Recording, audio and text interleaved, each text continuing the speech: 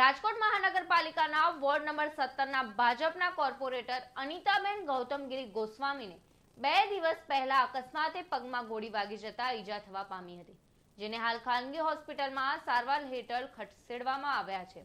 અનિતાબેને જણાવ્યું હતું કે 2 દિવસ પહેલા સોમવારે લગ્ન પ્રસંગે જવાનું હોવાથી સાંજના સમયે 5:30 વાગ્યાની આસપાસ તિજોરીમાંથી ઘરેણાં કાઢી રહી હતી, જ્યાં પતિની લાયસન્સવાળી રિવોલ્વર પણ પડી હતી, જે નીચે પડતા એમાંથી ફાયરિંગ થઈ ગયું હતું, જેની ગોળી પગમાં વાગી જતા નજીકની ખાનગી હોસ્પિટલમાં સારવાર અપાવી ત્યારબાદ બીજી હોસ્પિટલમાં દાખલ કરવામાં આવ્યા છે। ઉલ્લેખનીય છે કે રિવોલ્વર લોક કરેલી હતી, આમ છતાં એમાંથી ફાયરિંગ કઈ રીતે થયું એક સવાલ છે। હાલ પગમાંથી ગોળી કાઢી દેવામાં આવી છે અને તબિયત સ્થિર છે તથા બનાવ અંગે જાણ થતા ભક્તિનગર પોલીસે નોંધ કરી તપાસ હાથ ધરી છે।